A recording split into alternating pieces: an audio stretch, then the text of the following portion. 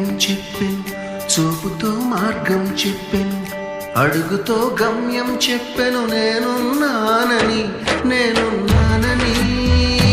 నీకేం కాదని, నిన్నటి రాతని మార్చేస్తానని.